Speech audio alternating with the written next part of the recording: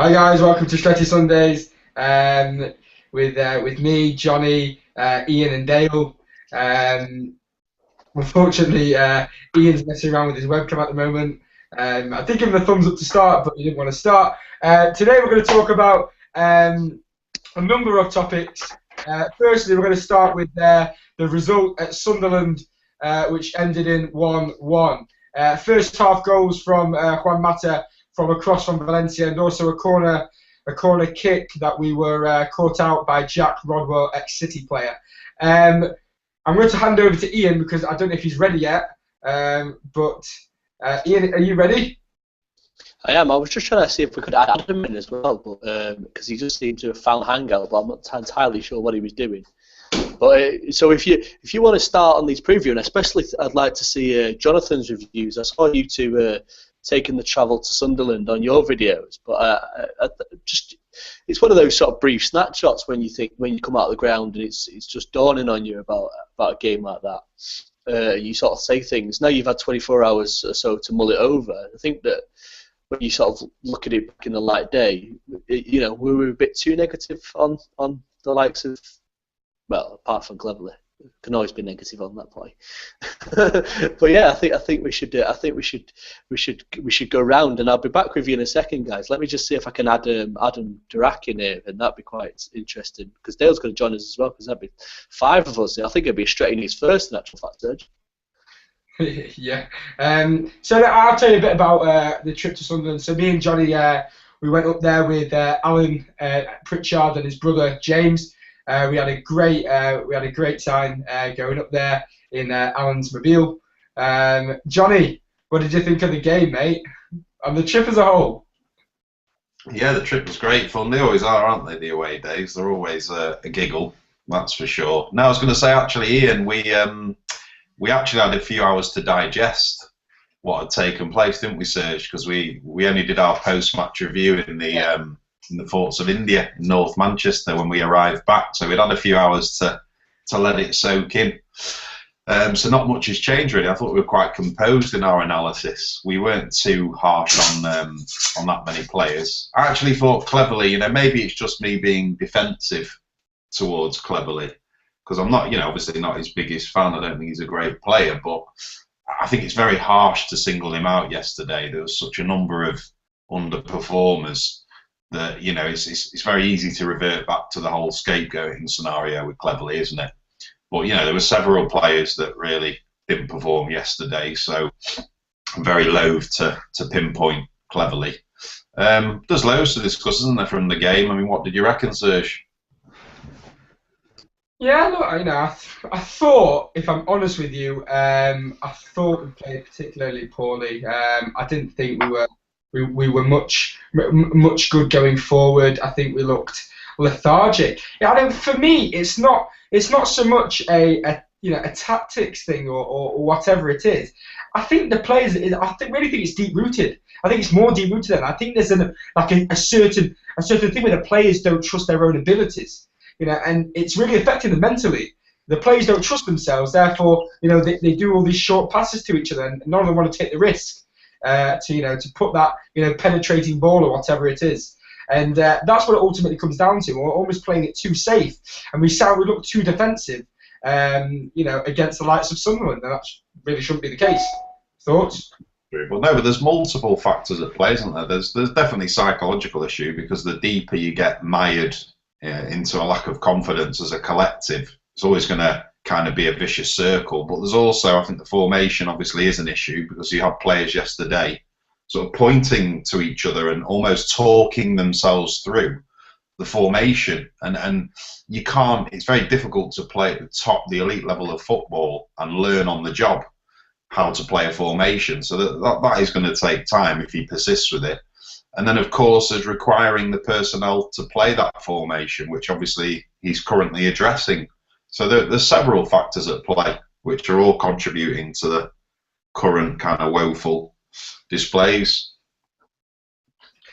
From someone who didn't really, wasn't at the game, we're joined by Adam Durack.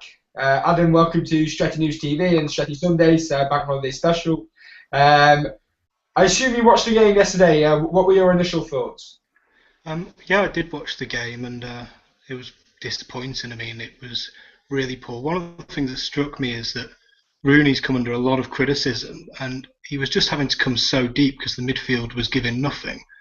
And that for me is the key area. I mean, Di Maria's coming in, and he can play centre mid. I mean, he has been deployed there, but I think we need somebody else as well because it's looking very fragile at the moment, our midfield, and I just, we can't get the most out of these attacking players that we have at the club until that midfield is bolstered. And credit to the defence, it did okay. Tyler Blackett came in, he did much better than he did against Swansea, and Phil Jones is starting to look more the part this season as well. Yeah, that's good. Some good points there. I thought Tyler Blackett was probably one of the better players that played. I just actually going back to the defence. I mean, I personally thought we looked very poor at the back. And that seeing Smalling coming off early really said it all. Dale, what was your thoughts on what went on in the back three? I was happy again with Jones. Smalling, when he played, he was average. Blackett, as Adam said, he was much better than the first game. I think he looks like a really good prospect. But right now, when we've got such a weak midfield, and what I struggled in to field back three, you need experience. You need lads that know how to play the role. And when you're calling upon too many youngsters or too many players that have not yet cemented a place, and you're looking at a new system, I think you really need to be a bit patient. You need to expect a few blunders every now and again. This new system is going to take time. It's going to take, as Van Halen said, at least 3 months, and I hope he sticks with it, because if he sticks with it and we get the personnel in the next week, and lads, I think we're going to have a big week at Old Trafford this week, because we have to have a big week. We need signings. If he gets those signings in and this formation works, well, look, it's going to be entertaining at Old Trafford. Yeah, no, I'd accept that. I think this week's vital, and probably one of the most important weeks. I've known at Old Trafford since I was a little boy. If we actually look at the game as a whole, what do we do to improve?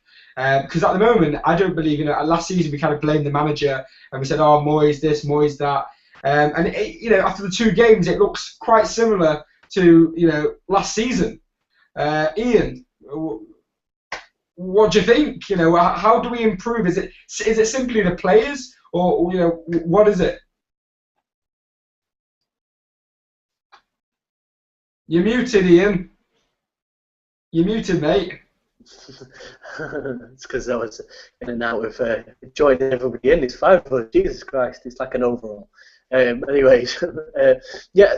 I said this many times last season that we was a bit unsure about who to put the finger on, and I don't think we should really be pointing fingers at this stage of the season. 2 games in, Jesus Christ.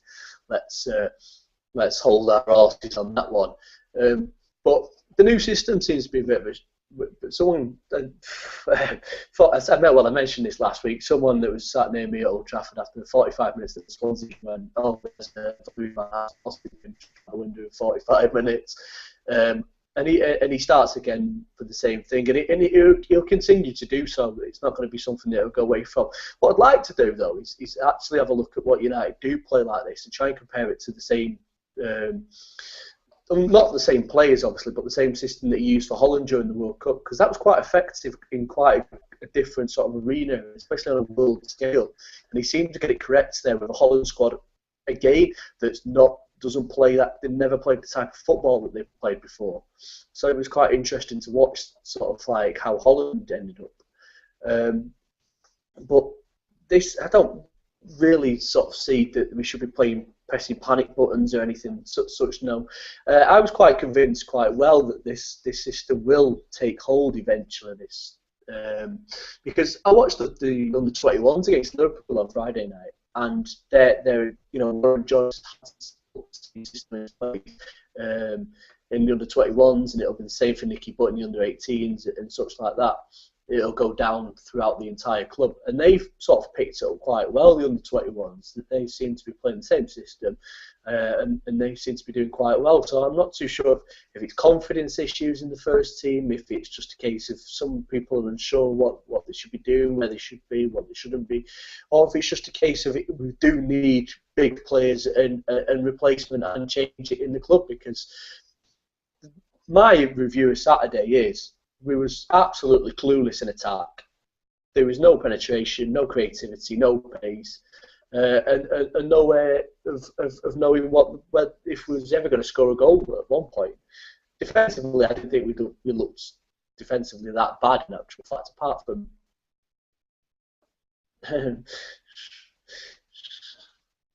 Serge is waving frantically at me. But I will quite quickly finish off. I don't think we did play defensively too bad. Jones has been a standout man for the past 2 matches. The middle of the park is where it's all lost and played, and that's been it. Cleverly. Should have been out the door 48, 60 months ago when he first walked in it, unfortunately. And we need to sort of fill that void this week, as you've announced, Serge. It's critical. Sure. I'd like to see, where's Vidal signing? Where is he signing? Come on, Serge, give me some positivity. Dale, what was your opinion on Cleverly? Because me and Johnny seemed to be berating him the whole way home. Me personally was berating him, and I think the other boys were berating him in the car as well. Johnny seemed a bit more placid, shall we say. Dale, what was your opinion on Cleverly? Because I know you've been a staunch defender of Tom of late. Yeah, I've always been a fan of Cleverly since he broke through. I just see it in him. There's a fine footballer waiting to blossom. But yesterday on Sunday he was woeful. He was really, really average. And I know Johnny's getting the fingers in the webcam. Johnny's always placid. And I would never expect Johnny to go over the top and criticising the player. I'm not going to criticise him in full. I think his confidence is absolutely shattered. Roberto Martinez has always spoke very highly of him, and there's reports that he's going to go out on loan. Great idea. Send him to Everton on loan for the season if he makes a score or whatever, but he needs a big confidence boost. And right now, you can see by him he's very low. People are slagging him off the last 2 years. And it's not getting any better. He needs to go off somewhere and hopefully on loan and maybe come back. And if not, well, look, it's not looking too bright for him right now, because he looks average, and it's a shame because he's one of those came through the youth team. He looked great when he first came into the first team, really electric, and when he went to Wigan he was very good as well. But ever since that injury picked up against Bolton, Davis, he's been a different. He's lost a lot of his flair, his approach going forward in the counter attack. It seems to be all missing ever since. The reason I defend him is because I'm not going to rule out that's not going to come back. We don't know, and if it does come back, we could have a pretty good player in our hands. I just think that it's a matter of confidence. But on Sunday, he was woeful. Right, guys, I just want to make you aware, thanks for that, Dale. Firstly, that you can also get in your questions just below on the YouTube channel. We're going to be monitoring it, so get your questions in, and we'll try our best to answer them. I want to, we'll finish obviously with the Sunderland game. Let's try and move on from that. Let's not have that in our minds. For the rest of the remainder of the week, because hopefully this week will be very important in terms of signings. Talking of signings, it has been confirmed, not by Man United, but by every single journalist on Twitter. Manchester United are signing Angel Di Maria for a fee of £59.7 million, medical and just formalities to sort out, and pending an announcement tomorrow. Johnny, what do we expect from Angel Di Maria? I know you've got a friend, a Spanish friend, who was telling you recently about him. What can we expect from Mr. Di Maria? Yeah, no, a good friend of mine, Pablo, who's been a season ticket holder at the Bernabeu for 20 plus years. So I do value his opinion on football. He's very knowledgeable, very informed. I don't know if it's a bit of sour grapes, but he provided a bit of a balanced perspective on Di Maria. Obviously, in our current situation, as United fans, we're kind of readily excitable at the prospect of any signing, really. And don't get me wrong, I think Di Maria will be a class addition to the team. He possesses the kind of requisite pace that was like glaringly devoid yesterday, particularly in the final third when we got into Sunderland's half. So he'll be a very welcomed addition. But he just kind of tempered my expectations by pointing out a few things that he's not the finished article. He's not what he would deem world class. In fact, he even said that he wouldn't be a regular automatic first team player for Madrid as far as he was concerned. But then again, on the other side of the coin, he said he's very promising player, and also that the majority of Madrid fans all seem very disappointed that he's departing the club. So he's obviously a great player. We all know that we should be prioritising centre-back and a centre midfielder, but when quality becomes available in the current market, you can't mess about and you can't ignore it. So great addition to the squad. We've overpaid, we all know that, but who cares? It's not our money. So yeah, happy days. Good point. Dale, I've got a feeling. Actually, you know what? I've already been today. I'm with Adam. Sorry, Dale. Adam, what is your opinion on Mr. Di Maria coming to Old Trafford? It all seems a bit exciting. This week is going to see hopefully some other faces coming in as well. On top of Mr. Di Maria, what do we expect from him? But also, who would you like to see him come in on top of Mr. Di Maria this week too? I'm really happy with Di Maria. I mean, in the Champions League last season, he was brilliant. I mean, I've probably not seen as much of him as John's friend, but from what I saw in the Champions League, he looks very, very good. He was arguably Real Madrid's best player in the latter stages. He is versatile. I mean, he can play in midfield. He did it quite a lot at Real Madrid last season, but he'll add that drive. He'll add that thrust. We can put him in the attacking midfield position. He can play the kind of Robben role up front if Van Gaal wants, or even arguably wing back, I guess, although I wouldn't trust him there particularly. But I think it'd be a great addition. Have we overpaid? Well, probably, but no more than Real Madrid overpaid for James Rodriguez. That's currently the market value for players of that ilk. Who else would I like to see come in? Rumours again are circling of Vidal. I mean, he's the dream player. He'd be the perfect addition. I can't see it happening personally. It's been going round in circles so often. You want a central midfielder and a centre-back ideally. I mean, William Carvalho at Sporting Lisbon is available. Again, it's probably potential more than the finished article, but there aren't that many finished articles out there and available, unfortunately. In terms of a centre-back, I really think... Sorry. No, I was just saying... In terms of centre-back, I really think we missed out on Ezekiel Gary that went to Zenit. And who else is out there? I don't know. I'd turn to South America. I'd pick up Dede from Cruzeiro. I think he'll be available, and I think he's world class. Yeah, no, I like Dede. I think Dede's a good player, mainly because I know him from Football Manager. And he spent a good 4 or 5 seasons with me, and he became the captain of my team. So no, I rate Dede quite highly, really. I can see him laughing at it. You're going back to Steve Round tactics of football management there, Serge. What do you mean? Let's use football management as a scouting base. I've got the iPads at the ready. It's a reliable source, Football Manager. It's rarely wrong. It is for playing, not for real day world sort of scouting. I actually heard that football clubs are using Football Manager. In fact, I could probably get the web page which I found it from. Just talking on Di Maria. Just to clarify, I do watch Brazilian football. He is really good. Yeah, I'll give you that. Just talking. I'm glad you're using that source of actually watching football there, Adam. That is valuable insight into actual football, not a computer game made by a load of AFC Wimbledon fans. Yeah, I think that's quite important. What I would say is just on Di Maria, just getting a bit more serious here. I think we can expect a lot of pace because that is something which we've been crying out for the past 2 games. Our build-up's been terribly slow, and it's been really quite painful to watch at times when everyone's kind of all the fans screaming forward, forward, stop passing it back, stop playing it safe, push forward and take a man on.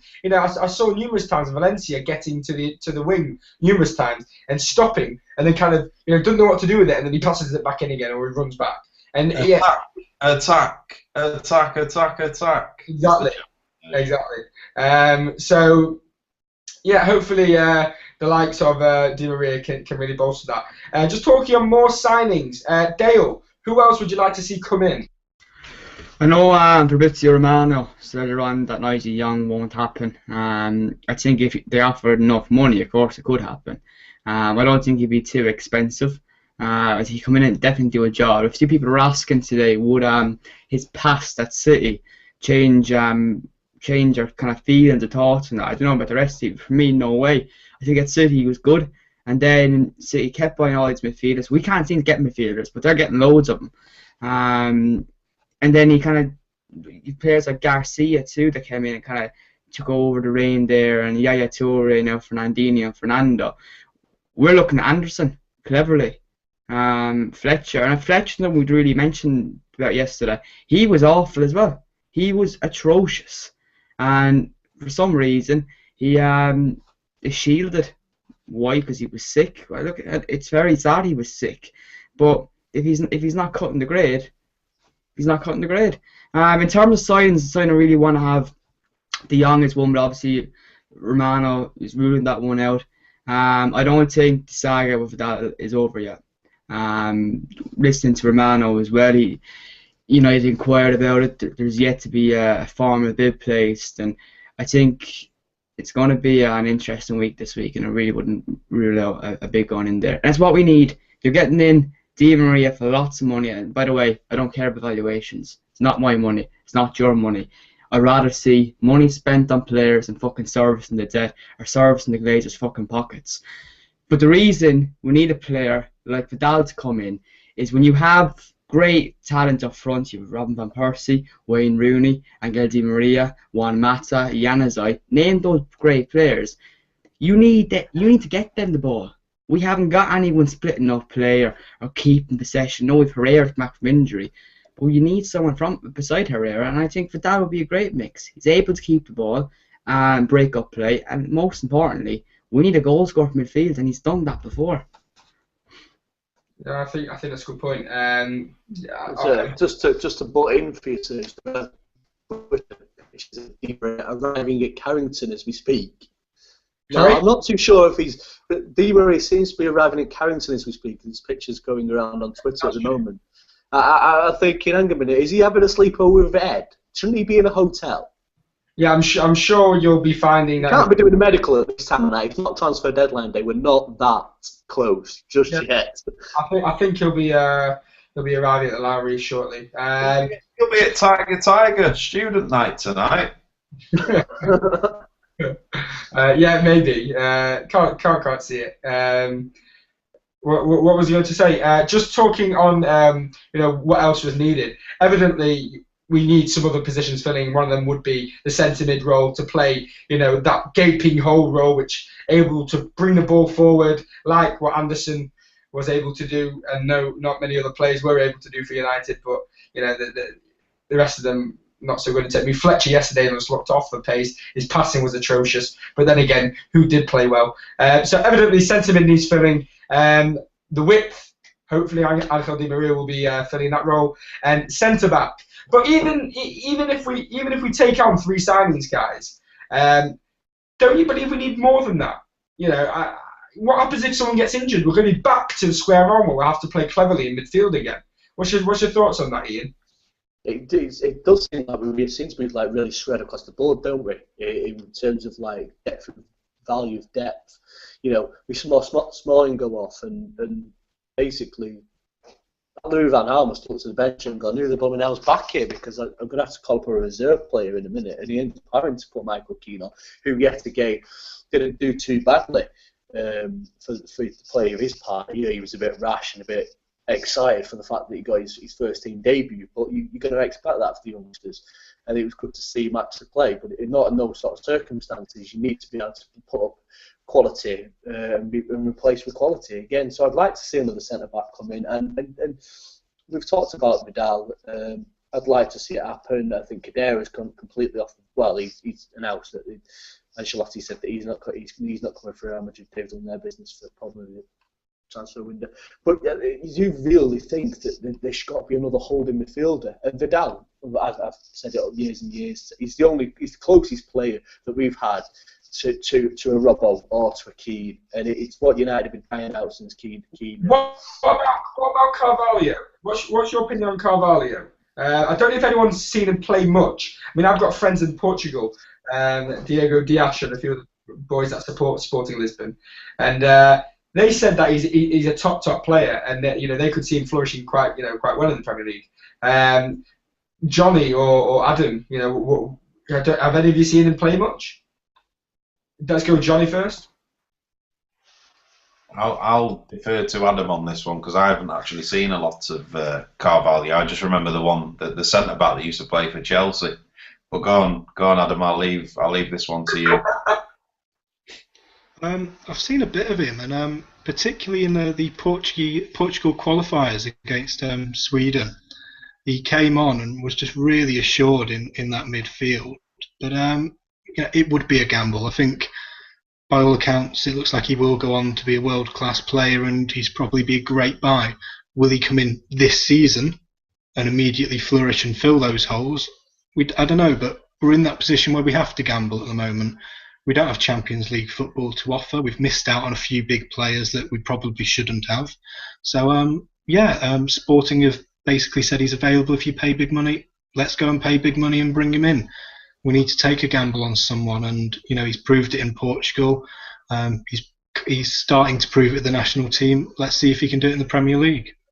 I'm pretty sure it's the fella that I'm pretty sure speaking to Colin outside the stadium yesterday, and he said he's a bit of a hybrid of like a Yaya Toure and Patrick Vieira. It's just quite a lofty comparison, really. If he's half as good as either of those, then we'd be delighted, wouldn't we? But if he has got that kind of engine on him and power, then get him in the middle, be delighted. Yeah, I think that's exactly what we need. Someone to kind of push the ball forward and almost bully opponents. We missed that bully. We haven't had that person to kind of, when there's someone in the centre, just to get in their faces. Chop them down. You don't have anyone like that at the moment. Well, I think we had Vidic for that on the back line eventually, Serge, who sort of did sort of fear people coming forward. You didn't want to mess with Vidic. And I understand he's not in the centre of this game. I'm just going to sort of slightly interrupt yet again, but I'm not too sure if he's coming from Andy Mitten or he's just been quoted from Andy Mitten. But scouts in Holland saying Daley Blind is going to United now. Now he has been mentioned with United throughout the summer, and we do hear that he is actually a keen admirer of Louis van Gaal, who obviously had him in his Holland squad and actually brought him up through the Holland squad quite quickly. Is he going to be that centre back that we need? If we went from Hummels at the start of the summer, and we seem to have been through X amount of names, and obviously Roja's come in without a work permit. What the hell were you playing out head? Someone give his head a wobble. Someone seems to give his head a wobble. He sorted this one with Di Maria. Does he give it a bigger wobble to bring in Daley Blind as well? Yeah. Is he the type of player we need, lads? Yeah, I think the great thing about Blind is. Go on, Adam. The great thing about Blind is the versatility. We can play him left back, we can play him centre midfield, which is actually where he's probably best. He can move into centre back. Like you said, we're lacking quality and depth in so many areas. And the great thing about him and Rojo to a degree is they can fill multiple positions. I actually wrote an article for Stretty News on Blind. I really rate him. I mean, the Dutch league can be an odd indicator of talent. We've seen players come in and do amazing, we've seen players come in and flop.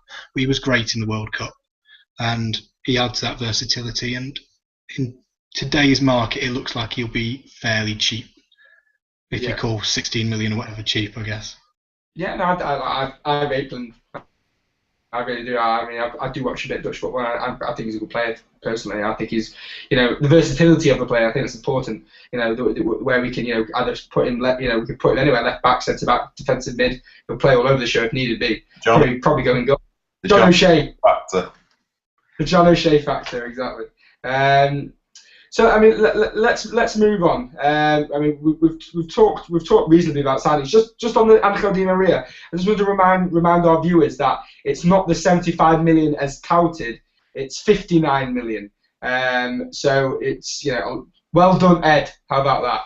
You know, well done, Ed, for getting this one done. But it's not well done, Ed, until it's September the 1st, and you've got another 3 faces through the door. But let's just talk on the tactics. Because we've seen Louis van Gaal adopt the 3-5-2 formation, and I know a lot of Reds haven't been too keen about it, talking about the 3-5-2. Dale, do you think the 3-5-2 works, or is it just a formality, or just a temporary fix almost until we get in the right players? I think if we had the right players, we'd be playing a 4-3-3. I think this is to make do for the meantime. Do I think it works? Well, with the current bunch of players, it's not working just yet, but we need to give it, as Van Gaal said, 3 months. I think if you look back and you try to think about which teams have played the 3-5-2 and won the league and won in Europe, there aren't any. I think 4-3-3 is a much more comfortable formation for the players we have, but we still need a better defence. We need better wingers. We need more pace going forward. We need a grafter in the centre with grit. And when we get them in, I think that Van Gaal will transform this side into a 4-3-3. That's been his formation throughout his career.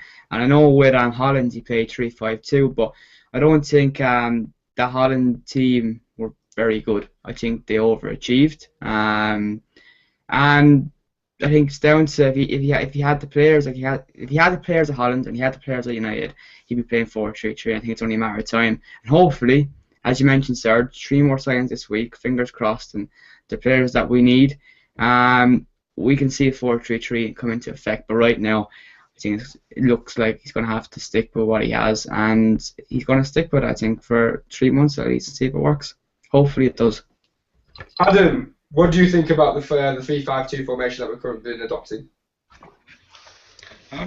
We've seen it work for Juventus, obviously winning the league. But again, they struggled in Europe. But I think at the moment it's a make-do situation. As Dale says, Van Gaal's always gone 4-3-3 or a variant on that when he has the players. The real problem at the moment is we don't have Raphael or Luke Shaw fit. And I think when they come in, this 3-5-2 will look a lot better, because Ashley Young, Jesse Lingard, who it's just not working in the wing backs at the moment.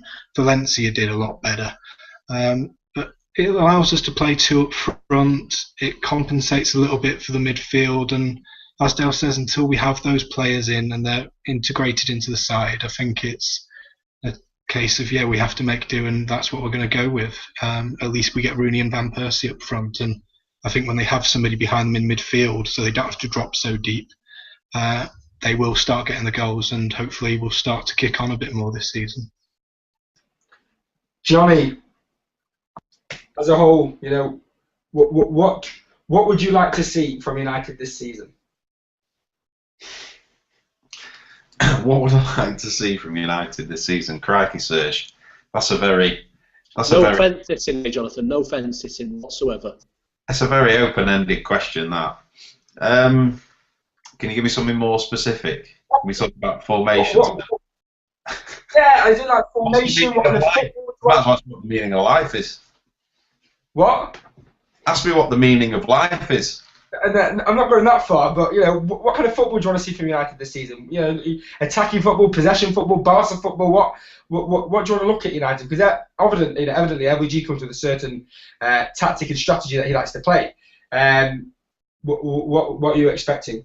Not judging on the past 2 games, obviously. Yeah, I think we all just want to see. We just want to see promise, don't we? I mean, to try and look on the bright side of life, to put some sort of positive spin on it. At least with Van Gaal, we can see that there is some definitive formation there that he's trying to adopt, and also some sort of philosophy. It's not working, obviously, because as we know, we don't have the personnel really. at the moment for it to work. But he's decided that he wants to persist with it from the start rather than going with the traditional 4-4-2, which obviously a lot of our squad are more accustomed to. Certainly as a fan as well, it's very odd on the eyes to watch this 5-3-2 because I've grown up watching United traditionally playing the 4-4-2. It's what I know. So it's almost strange as a spectator to watch it as well. So it's going to take us fans a while to get used to it. But with the right personnel, like Dale says, you know, it could be very, very effective. It's just, I mean, and you were saying before about the squad. I think if we do bring in 3 of the right players, bear in mind we've got some real quality to come back into the side as well in terms of those that are injured. You know, players like Carrick and Herrera will make a significant difference, especially if supplemented by a really gritty, hard-hitting midfielder. Those kind of players would shine. And it's just, unfortunately, we're in this kind of vicious circle at the moment where confidence is low, so you're nitpicking at everything. Once the side picks up a bit of momentum and starts to thrive, there'll be a lot of positives that we'll be able to pinpoint as well.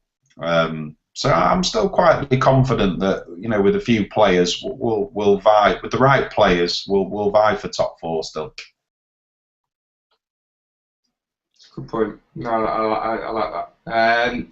Just talking on Cuadrado, United were linked with him, but we haven't kind of been quite quiet. What do you make of him, Adam? I mean, you seem more of an expert on foreign players. What do you make of Cuadrado? Have you seen much of him? Obviously, we all saw him in the World Cup, and I try and keep up on the foreign leagues, and I did watch some Serie A last season. He was very good towards the tail end, particularly. I mean, he had a decent season, particularly towards the tail end. He started to add goals, he started to add those assists, and obviously carried that form into the World Cup. And we saw him shine very high up the pitch for Colombia, but he is naturally, he was a right back originally. He's kind of been converted into a winger, and he'd fit that wing back role perfectly. Again, it's a matter of adapting to the league, but he's a very athletic player, so hopefully, you know, he should hit the ground running. And yeah, the one thing he guarantees is a great cross into the box, which is something we've lacked in the past couple of years, really. We've not had great delivery, and he does offer that. He offers great delivery. We saw some cracking assists for some James Rodriguez goals in the World Cup, and he definitely had that, and he seems to be available. So yeah, absolutely, I think he's good. He would be a great addition. I just want to ask some questions. I mean, this one will go out to Dale first. Are the likes of Ben Pearson, Tom Lawrence, or Powell that much worth thinking? And if not, then why haven't they had a chance? Ask Van Hal. I don't know. Pearson looks good. Lawrence was a great game last season. Who was it against when Wilson scored 2 at the end of last season? The last home game. Swansea, I think. Was it Swansea? Giggsy was manager. Cardiff. Lawrence. Wilson's got one, it, not Lawrence. You what? That was Wilson that scored the goals, not Lawrence. Yeah, but Lawrence played as well. Yeah, and he scored as well for a superb strike. He shows pace. Cleverly, look, Van Hal is bringing some young lads into the frame right now, and you need to do that carefully. You can't just throw them all in at one given time and just hope for it all to click. They need to come in, need to progress, and it takes time. I think cleverly he's been in and out of the first team. He's shown before that he has the ability to play good football. But like I said moments ago, since that injury picked up against Bolton, it's just not been there. There's a few tweets actually coming up right now on my timeline about Everton looking to bring Cleverly, whether it's loan or permanent, they don't know. But there's also reports that they turned down Danny Welbeck. Good. Don't want Welbeck going. On Cleverly, don't know why those players aren't getting much of a look in right now. But it's only been 2 games. If they show what they're about, I'm sure Van Hal will give them a chance. But right now, it's only been 2 games. That would be the ultimate irony, wouldn't it? If Cleverly goes to Everton, regains his confidence, and then leads Everton to secure a place above United in the league, that would just You just couldn't write it, could you? Don't rule it out. The Lukaku effect, isn't it? Yeah. Um, Go ahead.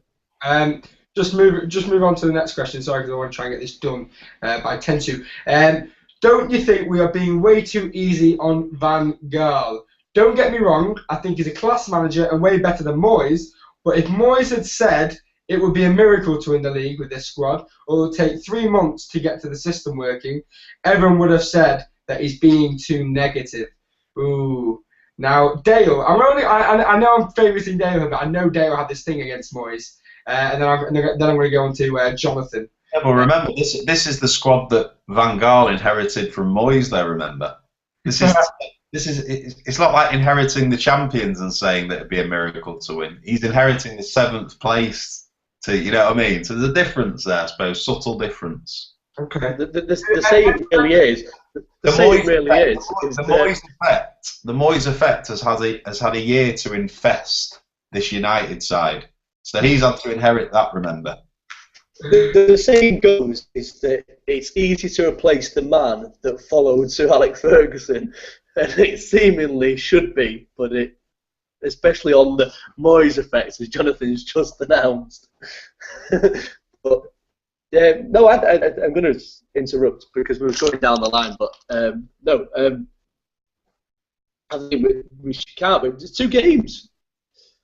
He could put out half the reserve team against MK Dons tomorrow and smash them, and everyone would change their minds overnight. It'd be mental. It's like this Di Maria era in if we signed another couple of players in the middle of the week and just watch everyone go, oh, it wasn't really Glacier after all. Football supporters. Slightly subtle. Of course we're going to be. I mean, first of all, like Ian says, it's 2 games. Second of all, we had an awesome pre-season whereby, we beat some quality sides and everything looked very promising. And thirdly, of course, his reputation precedes him, and he's probably going to be afforded a lot more license than Moyes ever was, purely due to his credentials. That's just kind of just human nature. Yeah, but that backing gives them the right to have that extra time. Absolutely, yeah, and absolutely. Dale, thoughts on that? Well, look, I think my problem with Moyes has always been that there was no evidence that he's done it before at the top, and Louis van Gaal has. It's quite simple. Right now, we're talking about a system, and we're talking about tactics, and this system put in place, and United are trying to improve and take the system in both hands and work at it. Under David Moyes, what system was there? There was hoof and balls. Right now, you can see they're trying to play, and whether the stats are there, United are keeping lots of possession in games. They're not doing much with it. But under David Moyes, there was times where we were keeping no position whatsoever, just hoofing balls up. And even though Flaney was in the squad, they weren't hoofing the ball to him, and he was the biggest. He's a target man. Make most of them, but if that's the kind of football you want to play, make most of it pretty brainless. Should never have got the job, and I think right now it would have been much easier to take over from a squad that had just won a title and were full of confidence. Right now they're not, and I think Old Trafford not only has lost its fear factor because of David Moyes, but the players look afraid to play there, and that needs to be sorted out. Whether it's up to the manager to do that, bring in new players that are no longer afraid. But the David Moyes effect was negative. That was just negative as a whole. I'm not saying he's a bad manager. He's fine, mid-table. Take it as it is. But at the top level, Louis van Gaal is proven to be far superior, and that's why we should be supporting that man. Sure. I mean, I think it's further than that. I mean, just looking at the way they're playing, I think the way they're playing now is not necessarily anything to do with. Yes, it's to do with the football, but they're not willing to take the risks like they weren't willing to make any penetrating movements. The players aren't taking anyone on. And when you saw Valencia try and take people on, he get tackled numerous times, over and over again.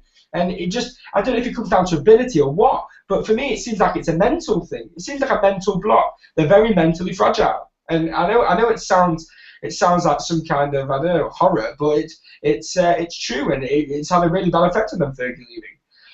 Just move on to the next one. Obviously, Arturo Vidal could cost us 50 million euros, as Fabrizio Romano said today in an exclusive to Stretty News. What about Alex Song? I can see Dale crossing his head here. But what about Alex Song? Wouldn't his passing ability fix our cheap? What's it? Okay, basically, wouldn't his passing ability fix the problem? A cheap option too. And even if we did go for Alex Song, we could probably get 2 midfielders for the price of one Arturo Vidal. Thoughts, Ian? Yeah, you might get 2 players for the same price, but you're going to get the same quality. Wait, and who? And who? Yeah, is it if you could get 2 players instead of Arturo Vidal, who would it be? Song it's really Song going to get that value up there. Dale scratching his head. Jesus Christ, he doesn't like the idea at all. I thought he was a bit hit and miss at Arsenal. I've not seen much of him since he left Arsenal, but Vidal's just the perfect case scenario. That role, we seem to be skirting around the edges of different places that we seem to be either in or out for. I'd like to see if we could go in for someone that's completely unknown, and maybe throw in. A lot of people are going on. We need to be buying quality. We need to be playing world-class names.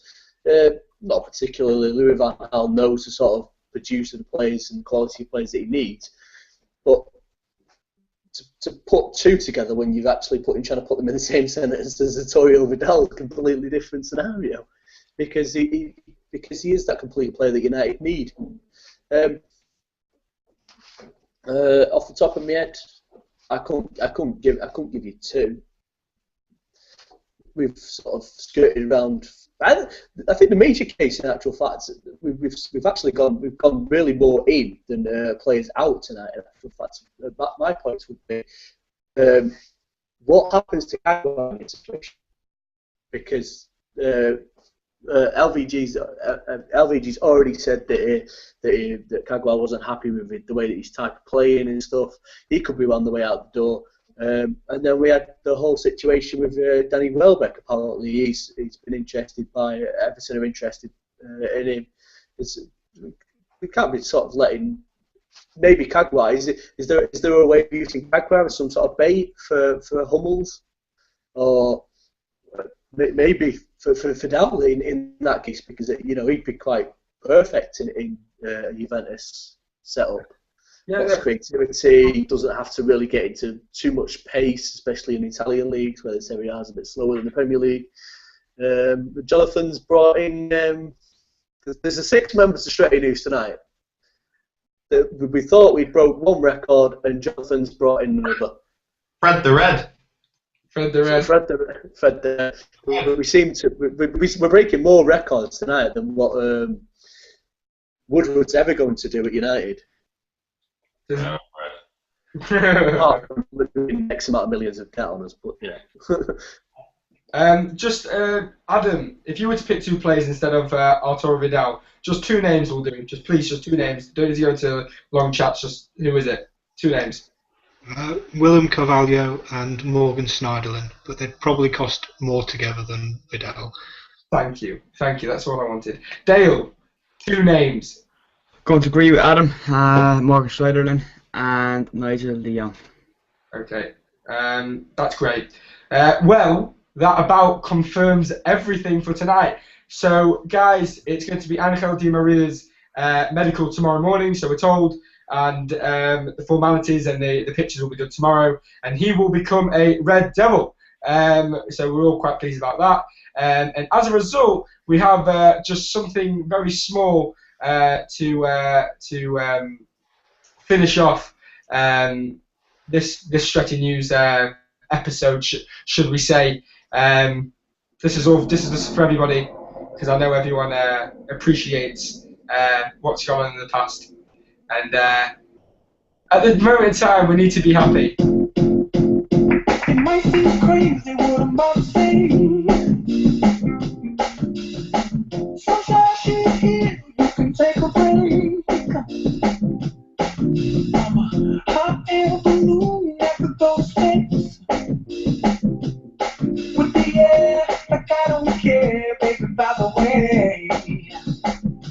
Because I'm happy. I'm alone and you feel like a room without a roof.